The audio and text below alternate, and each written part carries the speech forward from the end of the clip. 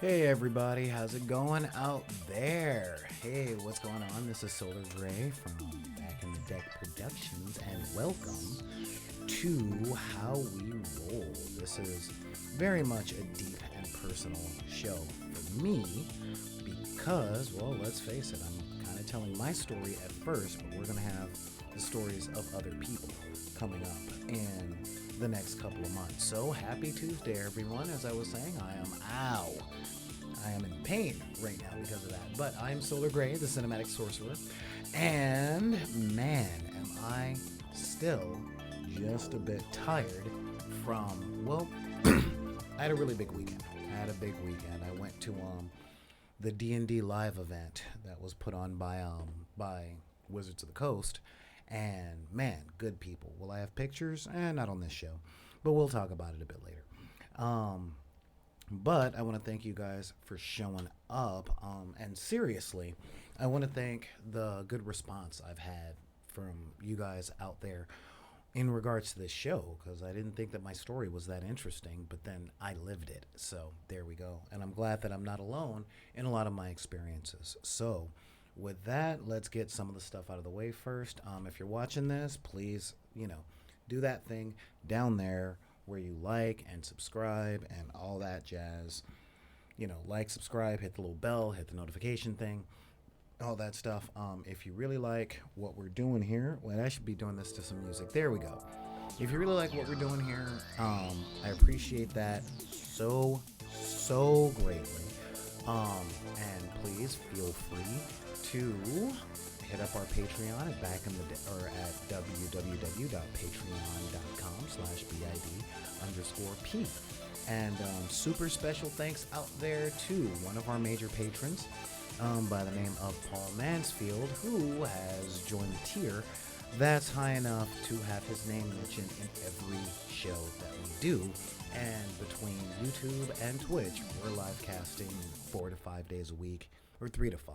It all depends on what my day job allows me to do. So with that, the last time we left off on this, I had just gotten over to the game store, and I pretty much got the bums rush out. You all know what that's like. And made it home, had the good cry on the bus, did all that jazz. And unfortunately, one to skip a few, talk to some other kids, and when I got back to school that week and told the guys over at the lunch table where they were doing all the gaming that I had absolutely no luck in getting my hands on a book. I told them about going all the way out there to the store that I tried to go out, and they're like, "Oh yeah, man, those guys are terrible. Those guys." Well, they said something other than terrible, but this is YouTube Live, so I can't exactly use the language that they used. Keep in mind, these were Latino heavy metal kids in the late 80s. We're still talking, 87, 88 or something like that. And, pardon my voice, I kind of wore it out this weekend when, all the wooing and high laughing and all the stuff that comes with LARPing. So I'm going to skip forward in my story to after the conversation with Peanut. And he was telling me that he got his book over at USC. Now, for those of you guys that don't know the Los Angeles area that well, South Central Los Angeles is, well, it's the southern part of Central Los Angeles, okay? Now, I lived on 90th Street, and South Central essentially goes from 120th to 40th Street, or Martin Luther King Boulevard, because you city dwellers, you know the rule. If it's named after him, you probably don't want to go down there. And USC, however, is about a mile north of Martin Luther King Boulevard, which is the northernmost border of South Central LA. It was also around the corner from my junior high school, so this was a revelation because it was only an hour bus ride to USC, and 1 hour, one bus. I could deal with that. Not just the bus, not just one bus, but one bus that where the bus stop was literally one block away from my house. A lot of ones in there. And I went down the following weekend to the USC bookstore, and and believe it or not, in the USC bookstore at the time, they actually had the player's handbook and the Dungeon Master's Guide. Now, I only had like $17, and I was terrible at calculating sales tax. So I knew the book was going to be $15.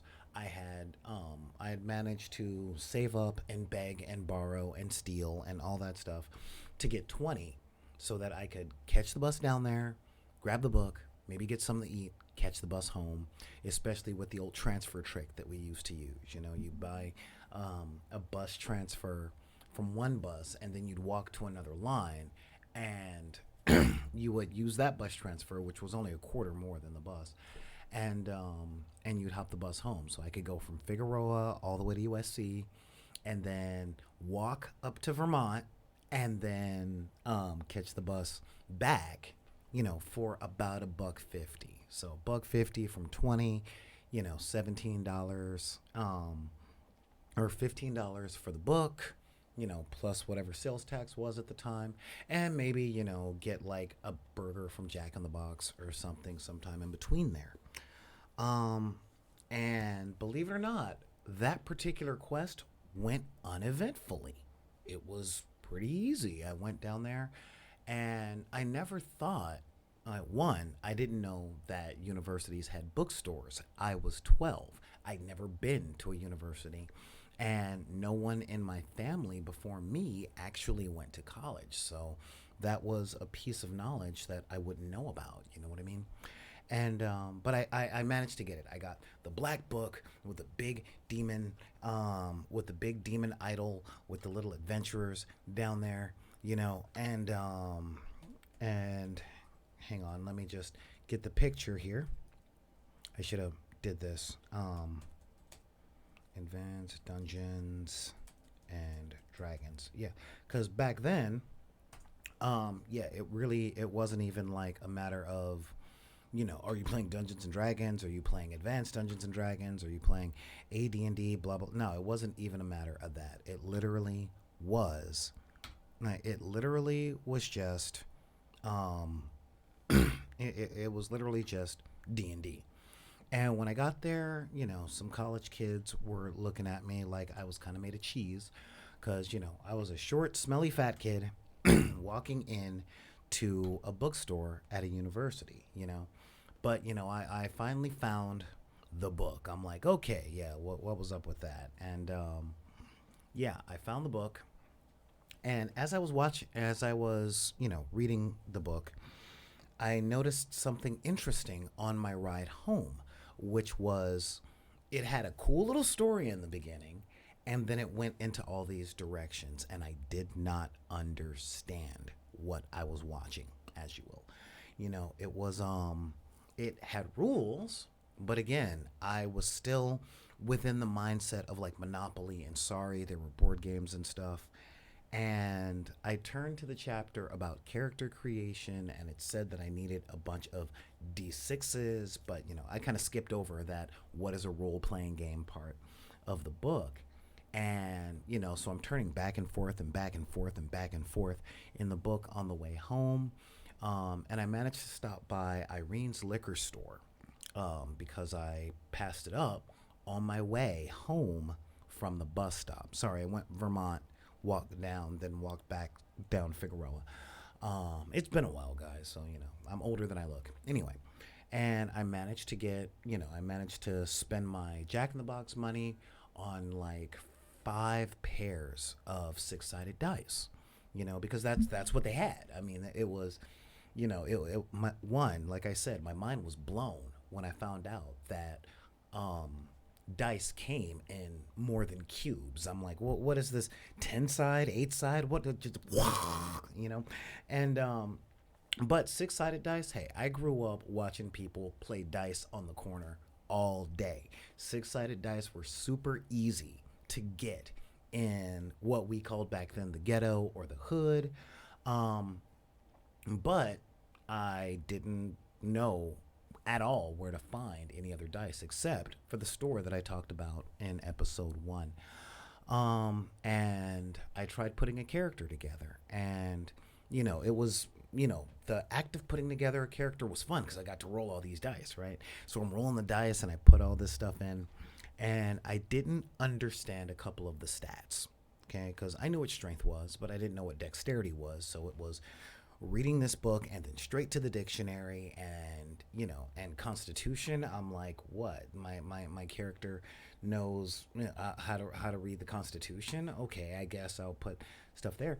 And at the time, like I said, I didn't know I was reading a reference book, and I didn't really have anybody that weekend to bounce this back and forth from. And I was sure not going to be telling my mom because she was Southern Baptist, okay? And, I didn't even want her seeing the book because, you see that demon face on it. Next thing you know, you're going to be in church all week. That's it. It's just going to be school, church, yard. That's all.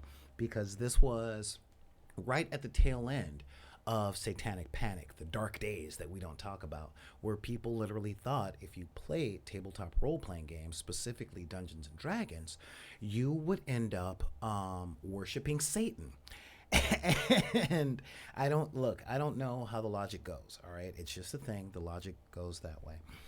And I put together a character, and I thought about it because these were the years that I spent locked in my room. And I got to school the next week, and I showed Peanut my character, and the character that I made was I call it adorable these days because it's been so long since 1987, 88. But it was abominable. I mean, there was no armor class rating because I didn't know how to calculate that. I tried to make a wizard and I didn't understand the spells. I gave him a sword. My hit points were terrible because I didn't have a D4, so I figured I'd roll a D6 and subtract 2. I didn't know the math and all that. And didn't buy any spell components. In a nutshell, I didn't really read the book. I just couldn't understand it. I didn't get that I was reading a reference book that was closer to, well, how can I put this? It was sort of like a cross between the encyclopedia and stereo instructions.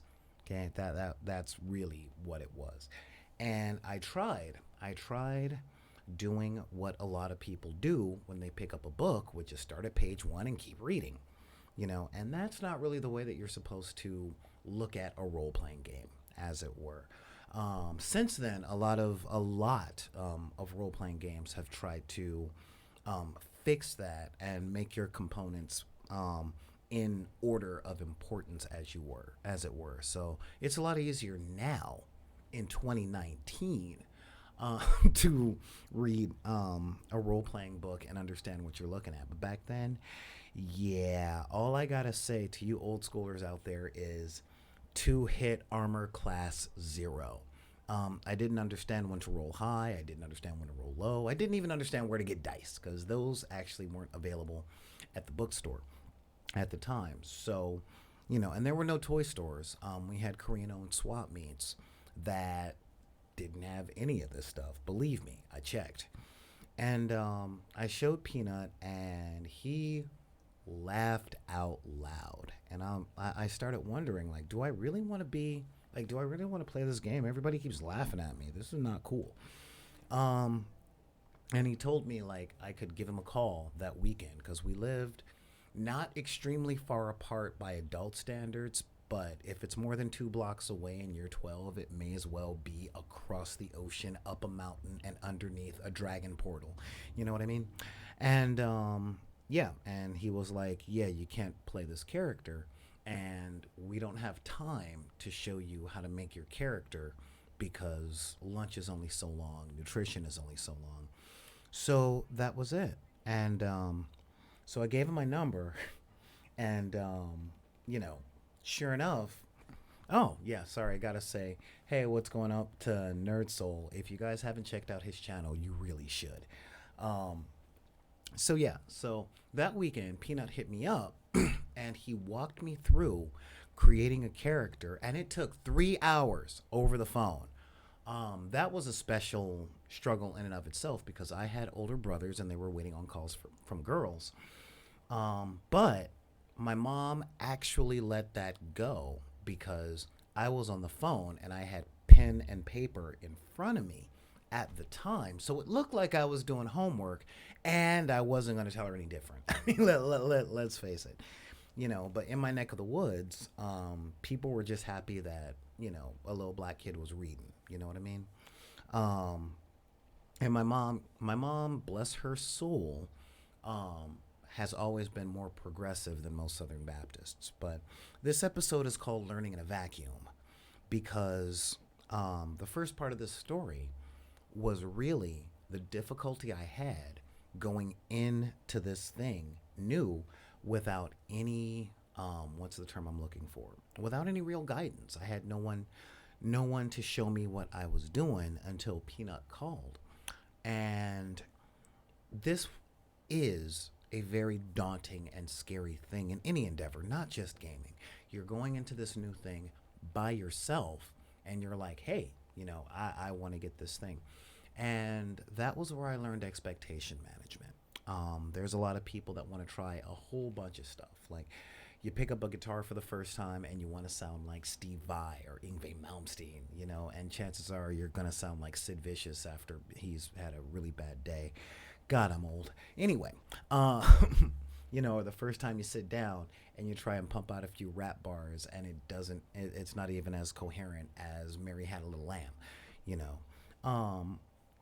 And so the importance of finding someone to teach you, a mentor, it might not always be the dungeon master or the GM.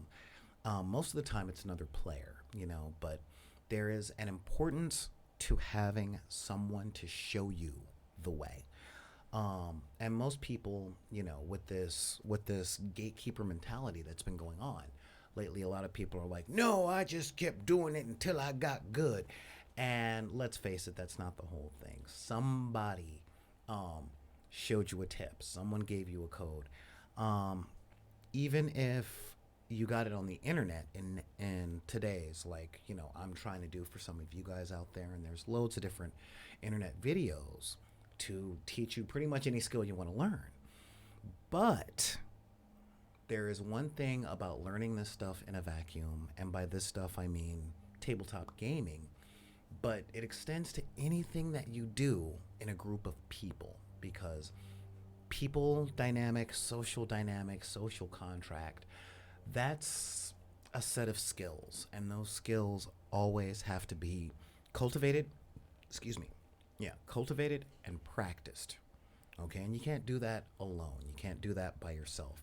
When I was growing up and reading this stuff and getting into anime, there was always that tale of that person that went to the top of the mountain and then they practice for 18,000 years and they come back and they are just yoked and perfect and crackling with energy. And that is a nice idea, you know. But the reality is practice makes permanent. Okay, it doesn't make perfect, it makes permanent, which means if you practice bad habits by yourself and there's no one to correct you, those bad habits become easy, really, really easy. And when you're in a vacuum, the vacuum of isolation, you might not know that what you're doing is not the proper thing to do.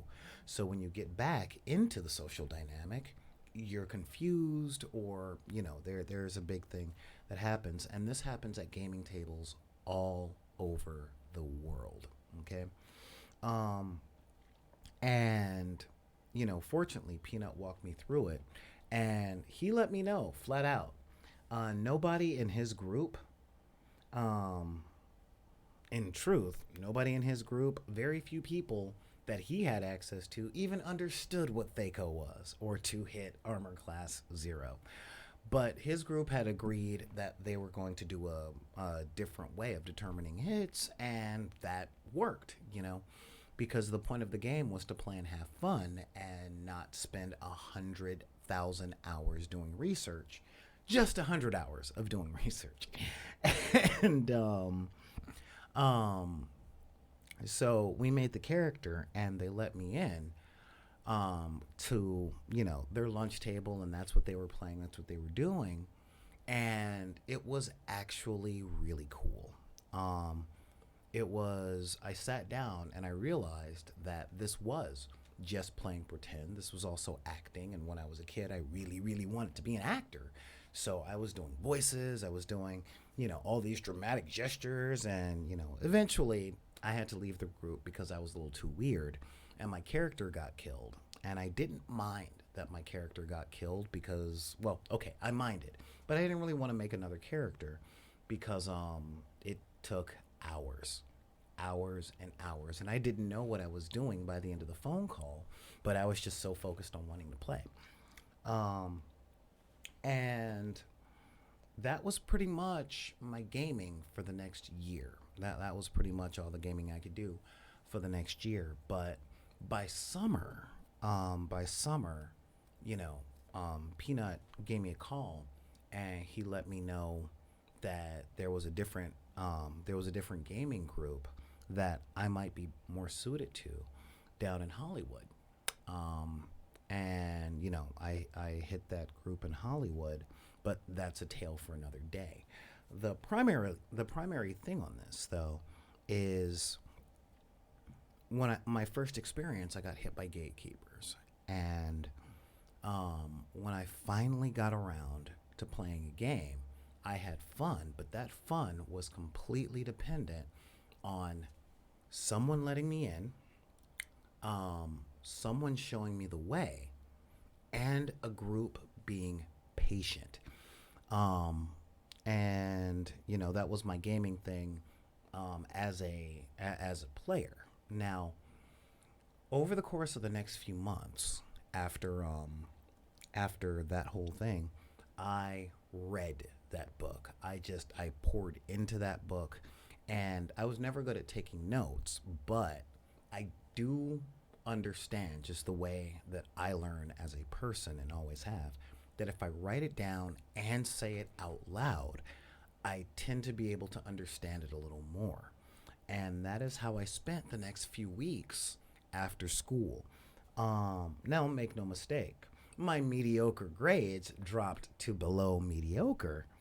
Um, but that was honestly on me. It had nothing to do with magic spells. It was just I spent more time paying attention to the thing that was actually interesting.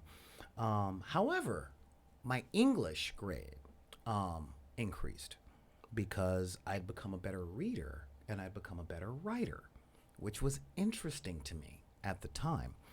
And by better, I mean I was reading faster, I was retaining more, and I had a better understanding of narrative, and that just snuck in. It was just behind my back. I'm like, wait, how'd this happen?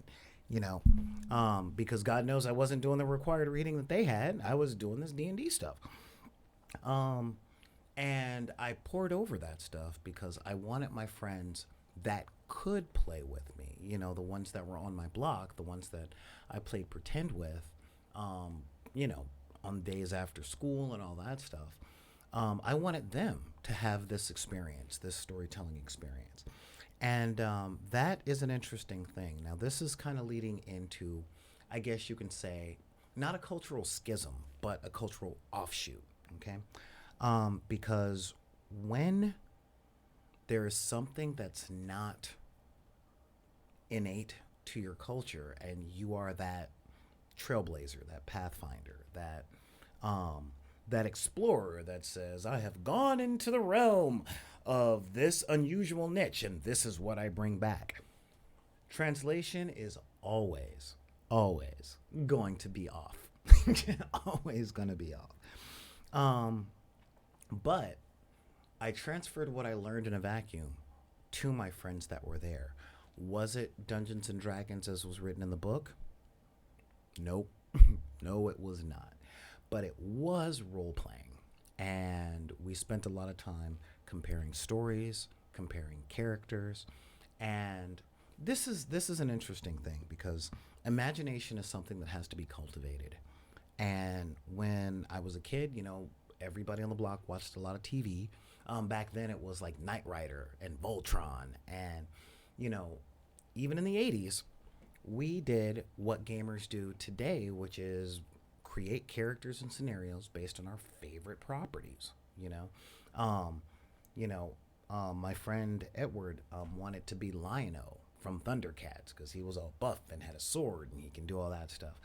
And we figured out different ways of doing that, but we eventually ended up reinventing the game from ground up. Let's call it reinventing the wheel.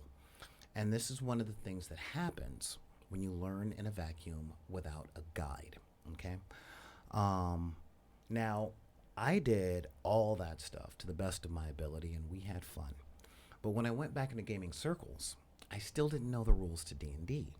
Um, and I didn't know the term homebrew. But when my friends or when the people that I went to talk to, they looked at my characters and they're like, "Oh, well, this isn't bad. This is kind of, this is a cool little wizard character and all that stuff. You must know what you're doing." And I'm like, "No, I really don't. I really need help with this." And that was where I learned that there is okay, I was going to say that there's a difference between this and that, but that was where I started to learn that teaching in and of itself is a skill. It too is a skill that needs to be cultivated. Over the years, I've come to learn how sincere that particular idea is, because I'm sure everybody out there that is watching this video has tried to learn something from someone in their life that does it and just didn't understand. Like, "Hey, can you teach me how to play this video game? Hey, can you teach me this carpentry? Hey, can I help you work on this car?" And there is a major, major, major difference between instruction, assistance, and what happens a lot with teachers that they don't know how to teach because they're so unconsciously competent. So there is, we tend to look at each other and go, "Well, you are this old, I expect you to know this much," without actually knowing how much they know. And so I had to become a teacher of these hobbies, these games. Um, but later on, I'd managed to get to the store, that store. I think it was Golden Apple Comics, or it was something off Melrose. It was like Golden Apple or Astro or something.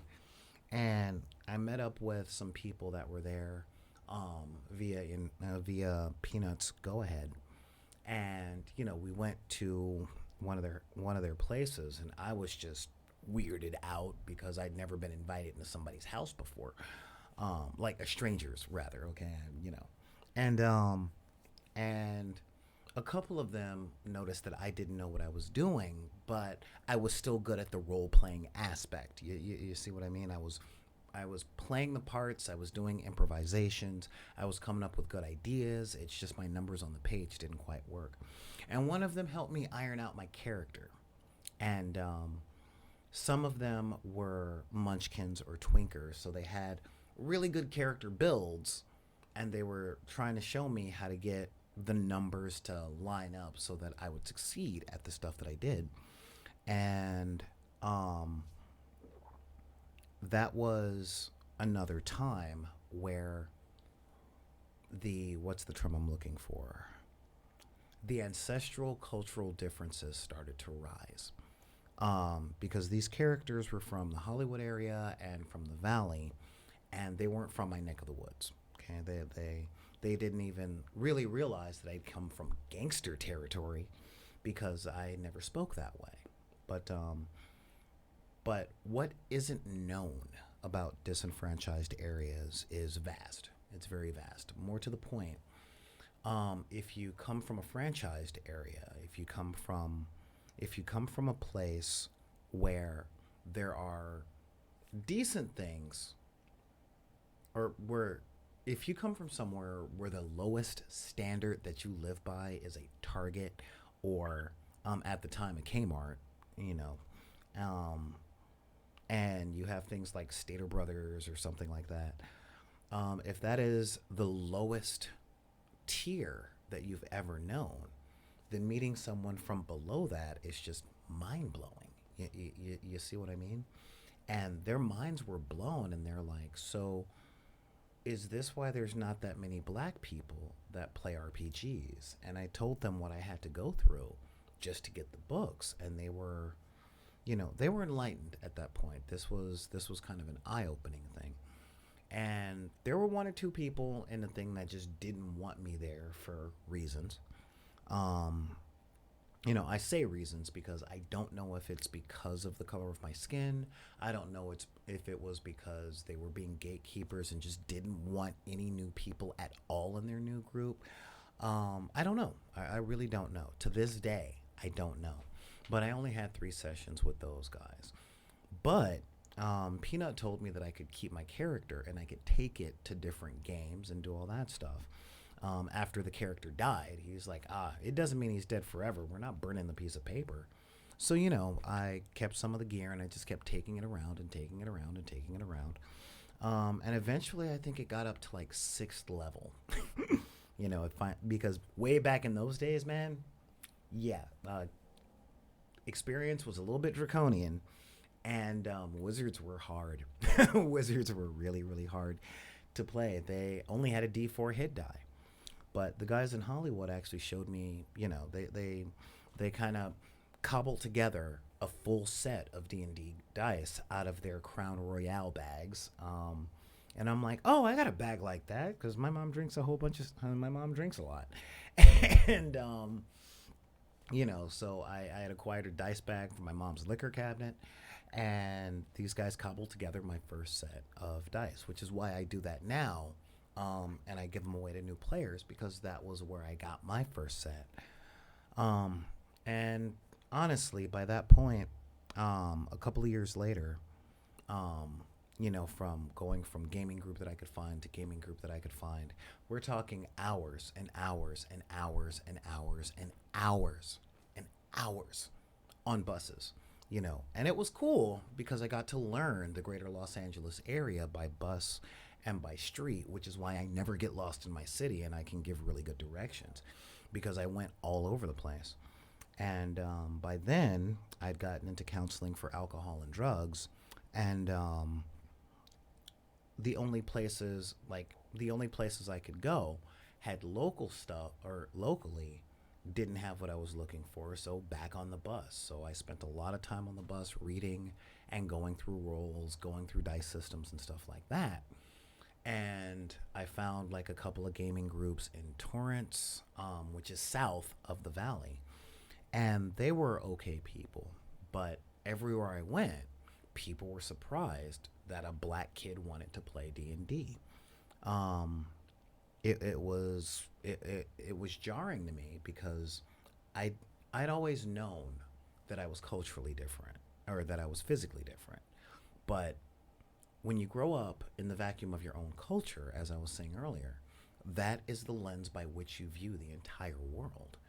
And I didn't realize that my world was so small. It was such a small part of the world. And even as I get older, their part of the world, also super small. Just, all these little vacuums, all these little bubbles that we were in, and I was crossing through each one, not knowing the customs and not knowing, I had no understanding of any of that stuff. But fumbling through, it was all cool. And that was where that stood. Eventually, I believe his name was Cedric, what did I name him? I don't remember his last name, but I know his first name was Cedric, my wizard character that I made. And everywhere I went, there were different aspects of gaming. I met some people that knew the landscape, and they talked about the different places in the D&D worlds. At the time, I was playing in Greyhawk mainly, and I think it was 1990, 91 that I discovered Kryn, which is the Dragonlance setting, and that was where I really wanted to do some stuff because they had all the dragons, and you think fantasy, Dragon is one of the first things that come to mind. Not as much bugbears, not as much but definitely dragons. Like dragons, that's the fantasy thing. Sword, shield, riding on horseback, and dragons. That equals fantasy. Period. And even if it's sci-fi, if there's a dragon in it, there you go. That's one thing I learned was, dragons are sci-fi and jetpacks are awesome. So, you know, wow, a dragon with a jetpack would be super awesome, and terrifying. But these guys had done like all this stuff, and that was when I found out that there were novels.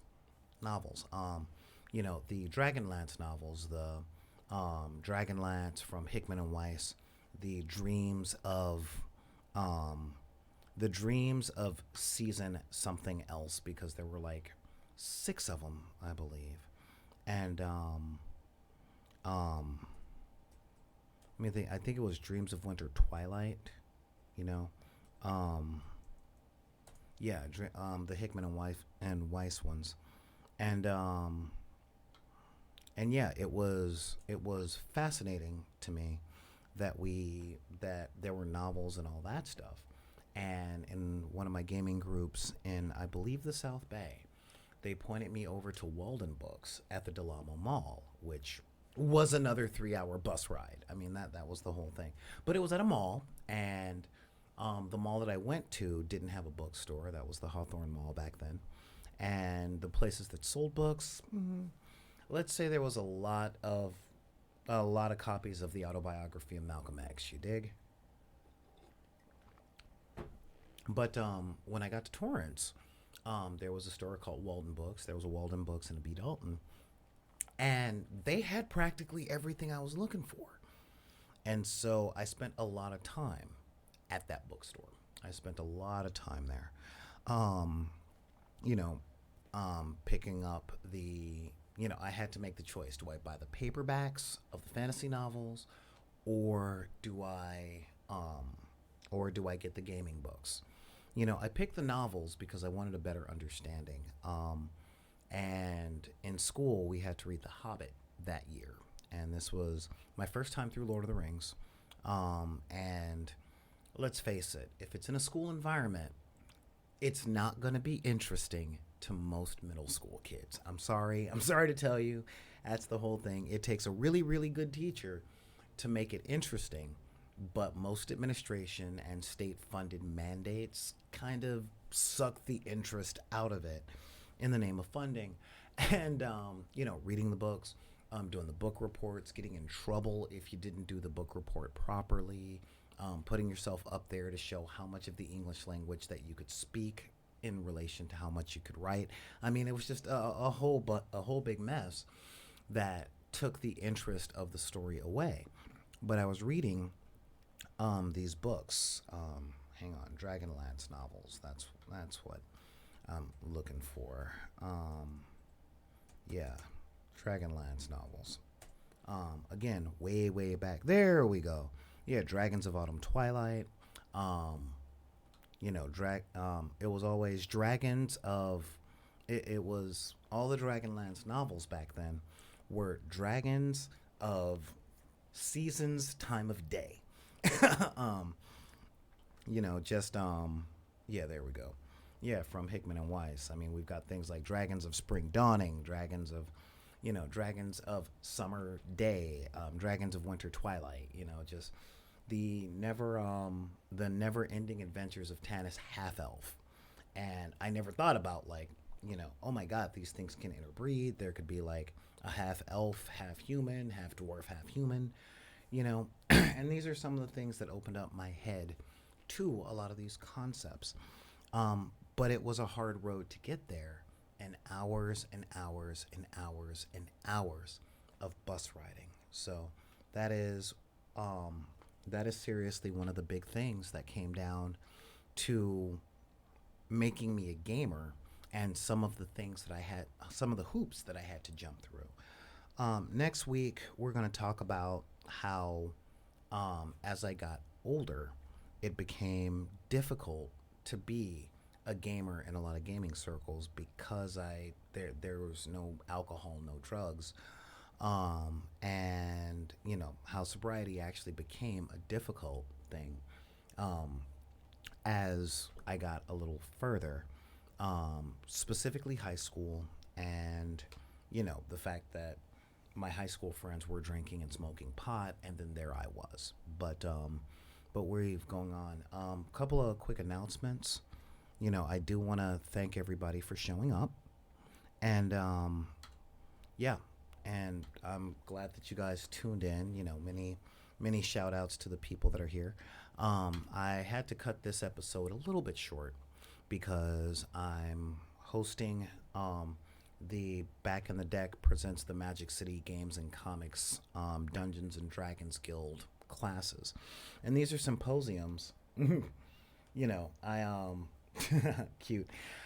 These are symposiums that I'm holding over at Magic City Comics through their stuff, and today I'm giving a class on not Game of Thrones. Sorry, there's a lot of Game of Thrones up there, but I'm giving a class on role playing games, writing, and all that stuff because the club is on the border of Compton, Long Beach, and Paramount, and I'm trying to make the way for future gamers like me, to I want to take away their difficulties. Many shout outs out there to my people in the chat. Don't think I forgot about you guys. Nerd Soul, Excellence, those guys. But yeah, so today, later on, I'll be putting those up on, I haven't decided whether or not I'm going on YouTube, Twitch, or just directly to the Patreon because, yeah, we're giving the symposiums. We're going to be giving lectures, talking people through character creation, and all of the things that make that stuff workable. So until then, though, I have to say thank everybody for showing up.